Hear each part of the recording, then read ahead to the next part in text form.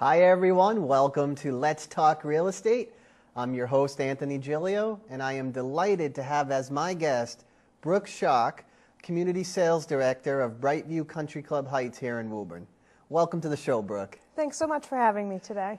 Brooke, like I said, we're excited to have you here, and I was wondering if you could maybe introduce yourself to the audience, tell us a little bit about what you do at Brightview, and what is Brightview? Sure. My name is Brooke Schock, and I am, as you said, the Community Sales Director at Country Club Heights in Woburn. Country Club Heights is operated by Brightview, which is a organization that has 15 years of experience creating vibrant senior living communities. Country Club Heights itself is a 99 apartment unit building, and the Brightview company has 25 communities right now in 8 different states. Great. And what is your position at Brightview? Sure. I look at my position at Brightview as a position of a resource, a community resource, being able to help families and individuals through the process of looking at senior living options, highlighting, of course, Brightview Country Club Heights, but being able to look at all the options that there are, as independent and assisted living sometimes isn't the right option for everyone. Great. Thank you for sharing that. Our topic today is moving on, and we're really focusing on the challenges facing seniors today when they decide to downsize and move on from the home that they have lived in for so long. And the reason why I invited Brooke today is because she's actually on the front lines every day dealing with seniors, working in a community living home such as Brightview. You see a lot of the challenges and struggles that seniors face. And so I thought you would be a great resource for our viewers today to just have a discussion about these different challenges. And one of the things that I think it would be helpful to know is, what is your philosophy that guides you in working with seniors? My philosophy is a belief that every individual should live life to its fullest every day in a well-rounded way. And I realize that sometimes that philosophy can't be achieved by staying in, a large home that they've lived in for so long. What are some of the reasons why seniors decide to move on? Well, we're seeing folks starting to look at senior living options because perhaps the home is more than they want to or can handle. The maintenance of the home, the upkeep, the snow plowing, etc. So looking for an opportunity to not have the hassles and maybe the burdens that the home has suddenly brought onto you. Also, we see people who are looking for socialization. Being at home, in your home, sometimes as a senior, maybe you're not driving as much as you were, maybe you're not driving at all. So your socialization is limited to those people coming to visit you in your home. The opportunity that senior living lifestyles afford you is being able to be in social situations with programming and activities going on all the time with your peers. So it's an opportunity that people are looking for. It's a lifestyle change. Mm-hmm. And it's not an easy lifestyle change. Downsizing or even knowing when to move on or downsize is challenging. Some of the things that I've faced in real estate is, like you said, home maintenance becomes a burden. There are also other things such as financial considerations or a major life event such as a death of a spouse. The feeling of being alone is also, a consideration for downsizing, wanting to be in more of a community type setting. And also support services, not having that support system, whether it's caregivers, whether it's a community. Sometimes that actually is a good reason for someone to consider making a move to downsize. I actually know that there's a lot of myths or misconceptions about, senior living or assisted living, even independent living. And I even had some of those same misconceptions when I visited you. But could you maybe tell us a little bit about the misconceptions a lot of people have when coming to Brightview? Unfortunately, there's a lot, and usually they're negative. So I love the opportunity to show people how vibrant community living is at Country Club Heights. The myths are broad and wide. I'd like to throw it back to you, Anthony, because you just came to the community, so you had maybe some ideas of what we might be, and I'm hoping you can share with what you thought it was going to be and what you saw when you came through the door. Sure. Like you said, well, actually, like I said, I had some misconceptions as well. I mean, I visited you a few weeks ago at Country Club Heights, and my initial thought going in was it's going to be more of similar to a nursing home. It's going to be, you know, old and outdated, and it's not going to smell so nice, and it's going to feel like you're trapped in a place that you really don't want to be in. I had no anticipation of it being anything other than that. And when I walked in, it was almost immediately, you know, my misconception started to go away. Your motto actually at Brightview is live vibrant. And it's almost immediate when you walk in, the vibrancy that's in there, the light that's in, the nice updates you've done to your dining room, to your cafe, the community setting that you have with all the different resources and amenities. Even viewing some of the apartments in there, I mean, they were updated. You know, just, I think you even have your own bar at this place. I mean, I would never have thought this was possible at an assisted living type home. And it quickly became clear to me that this was going to be a viable option to refer my clients to when they were thinking about downsizing. But other than the things that I mentioned, have you come across any other myths? Sure. I mean, it's a combination of kind of all of the things that you've pointed out here. Some of the biggest myths that people have about coming to independent or assisted living is that you have to be frail. You have to have a lot of medical needs. In fact, placement in independent and assisted living really isn't the right placement for someone who's very frail and has a lot of medical needs. Sure. Assisted living and independent living is it's a lifestyle change. It's an opportunity to engage in programming, to have people cook for you, clean for you, do all of those things that maybe are a burden for you at home. Cook for you and clean for you? Yes. Sounds like a place I need to be. I wouldn't mind it either. But folks don't realize that you have your own apartment. We have multiple floor plans. You have privacy. Oftentimes people think, if I make a move to a community, people are going to tell me what to do and when to do it. That's not the case at all. The goal is when you move into a community like this, we're giving you opportunity, we're giving you resources, things to be at your fingertips to take advantage of, and hopefully lead a more full lifestyle, but still the same type of lifestyle that you have enjoyed in the past. So you have privacy, you have independence, you have freedom, and you have opportunity to engage and socialize. Really is a big thing for our folks. Absolutely, and it's clear when you walk in that that's exactly the type of environment that, you know, Country Club Heights is.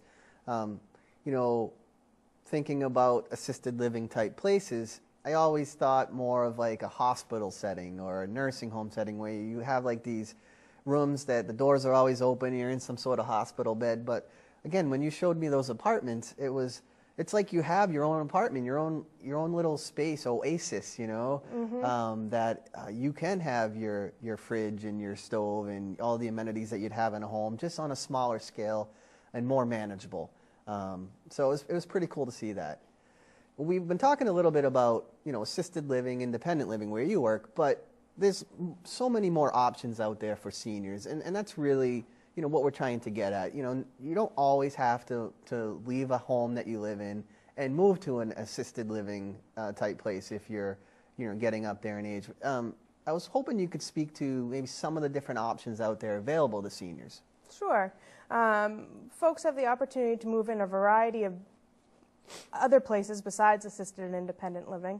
There's 55-plus age-restricted communities. There's continuing care retirement communities that kind of progress from independent, assisted to nursing home level of care.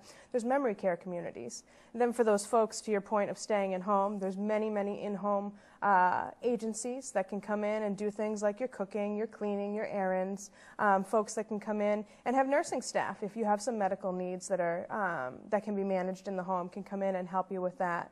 There's programs for food service and delivery if making meals is a challenge challenge for you. So there are services that can be incorporated in the home. The one piece that we see for folks moving into a community living is the socialization piece, and that's the piece that is hard to replicate in the home. But there are resources for those folks that do want to stay.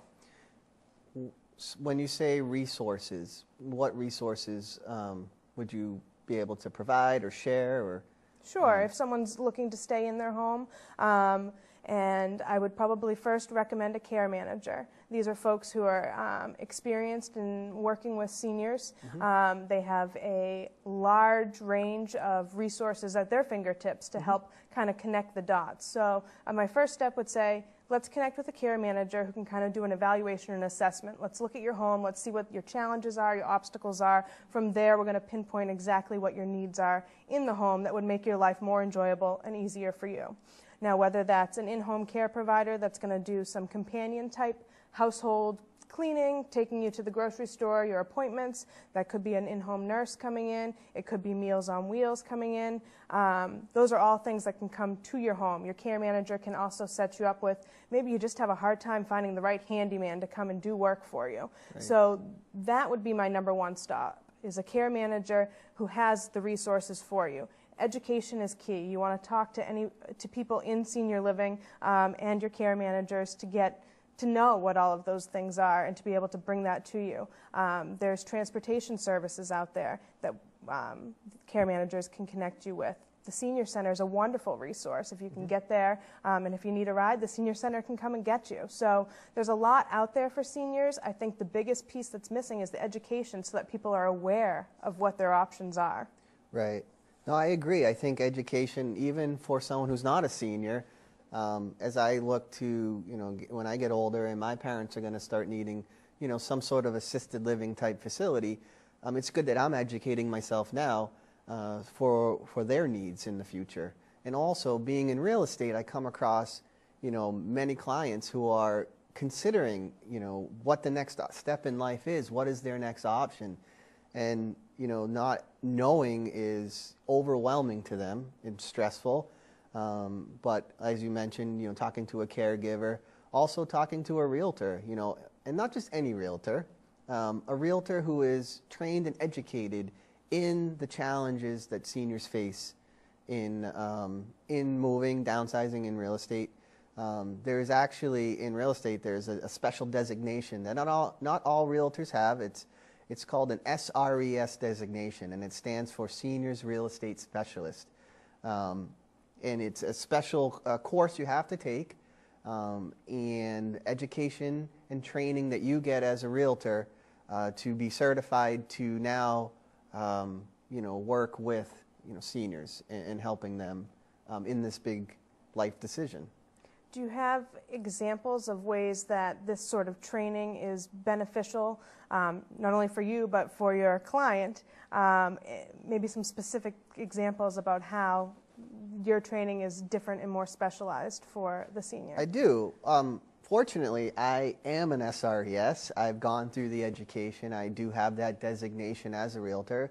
I thought it was important, being a realtor here in the Woburn and surrounding areas, and going to the Woburn Senior Center and now visiting, Brightview Country Club Heights. There is such a big need for realtors that aren't just working with, the baby boomers and the Generation X that are looking to buy their first home. There is a big need for realtors to help the older generation, the seniors, with this huge life decision. So I actually went through the education and training to become an SRES. And I think that's really helped me understand a little more the challenges facing seniors. I mean, every home buyer, home seller is different. They have different challenges. There's a little more in-depth work that has to be done with the senior. You have to have patience. You have to do a little more hand-holding. You have to have compassion. This is a big transition for a senior. There's a lot of emotion that goes involved. That's involved, and it's not easy to get through that emotion and get to the logical aspect of the move. also with seniors, it's not just them making the decision. It's usually family members that are involved. Not just one family member, but many family members, and that gets complicated. And you have to be able to effectively communicate with all parties involved. So it's very important that a realtor that you are choosing does have this SRES, or at least is educated in the process and the challenges facing seniors today. Now, Brooke, what are some of the steps in choosing senior housing, do you think? Well, as I said before, I think the first step is educating yourself and determining what things are most important to you in the move. There are lots of communities, lots of different options to choose from, and so wading through that is a process in itself. And one of the first steps I tell everybody is to determine what's most important to you. Mm-hmm. Is it the size of the apartment? Is it the location of the community itself? Mm-hmm. Is it the programs or the dining? Whatever those top factors are, know that in your head so that can help eliminate some information. Mm-hmm. Oftentimes I'll find people making phone calls to 5, 6, 8 communities to find out the basics. What do you offer for programs? What is your dining like? What is your apartment size, etc. And then based on information on the phone, they're deciding who they should go and visit. Now, I think the number one important thing that a lot of people don't do is go and see the community. Right. You can talk a lot about a community. You can give factual points about a community over the phone, but you can't feel it. And I think that's so important, to be able to walk into a community and feel what it's like to live there, to talk to the people that live there, to be able to relate. One person talking to another who just went through this similar process. How is it for you living in this community? Mm-hmm. Do you enjoy it? What are the things about it? Right. And I can't stress that enough, to go and look at the communities, to educate yourself, to know what types of communities there are, to know what things are important to you when you're looking. Sure. So, but walking through the door and getting a sense for what that community really is so important to the process, and it's a step a lot of people don't do. Yeah, I would agree with you. I think that's an overlooked step, and it's important. You need to determine what level of care is needed and what level of community is needed, and the caregiver or friends and family or even your realtor should really sit down and do what we like to call a needs assessment. Sit down and kind of go through every area of your life, what is important to you, and try to match up what's important to you with the different types of community and senior living out there. Some other things that maybe people don't think about is financial resources. Living does cost money, and you have to really get in touch with a financial planner and really calculate, okay, do I have the financial resources available to me to make any move? It's not just senior living, it's any type of living. You really need to calculate the cost.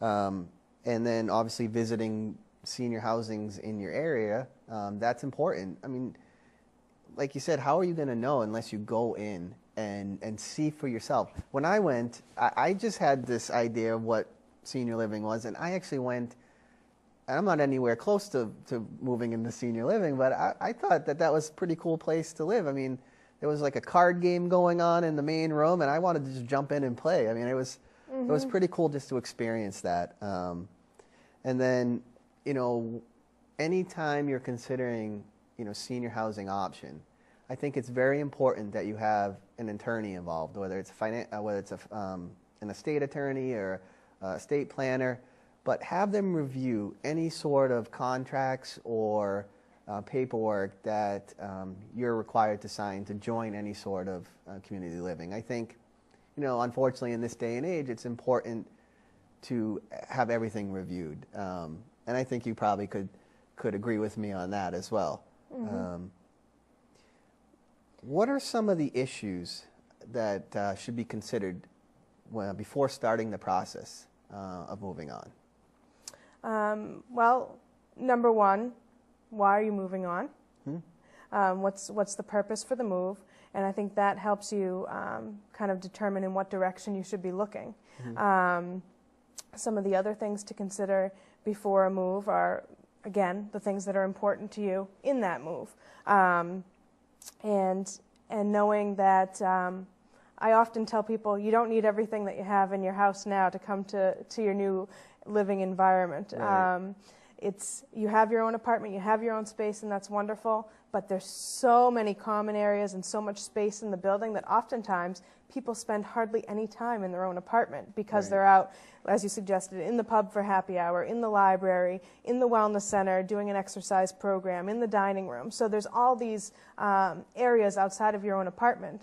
So that's one of the things that I always recommend to people is really think about it. And you're going to be doing so much outside of your own apartment home that some of these things that you use in your home now, you're not going to need. And I think that I would recommend certainly a realtor, but then there's other resources, and I'm sure you have connections for movers and downsizers and all of that. What are your recommendations for those sort of things when people are downsizing? Well, as a realtor, I'm always thinking, financially, in financial terms as well. And I like to ask people if they've considered the tax consequences of selling their home. That's where a financial planner and a tax specialist is involved. And as an SRES certified in this area, I have resources, or anyone that has an SRES should have the resources to provide any senior client with the various vendors and professionals that can help them through this important process. But one of the biggest things I think that needs to be considered is have all relevant family members been contacted, and are they involved in this sale? The biggest challenge you'll find is you'll start working with the senior and you'll get halfway, 3/4 of the way through the process, and then up pops a son or a daughter or an aunt or an uncle that really is the decision maker that you didn't know about. And had you really upfront asked that, it's important because you want all parties on the same page.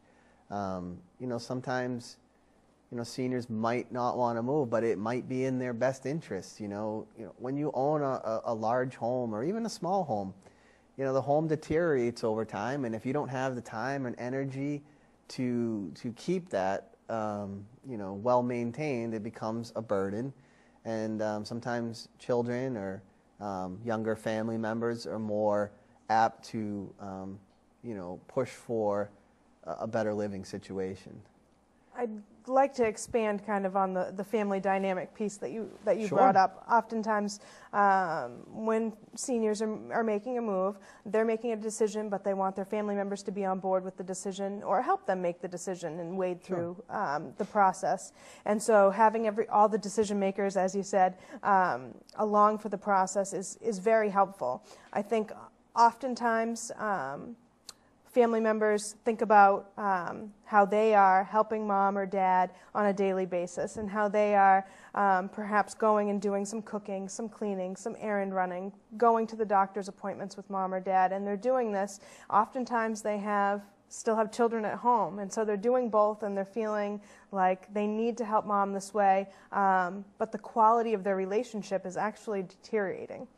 And so oftentimes when we have people come in and move into Country Club Heights, I'll sit down with the son or daughter after their parents have moved in, and they'll say, "Oh my goodness, I can't remember the last time I came and just had coffee with mom." Right. And just enjoyed each other's company, because every time I went over there before, I was doing errands and doing all of these things, and I thought I was being very helpful, and I didn't realize we haven't been visiting on a one-on-one basis for a very long time. And so it not only enhances the individual who's moving in, their lifestyle and their opportunity, but it enhances the life of the family members involved. Right.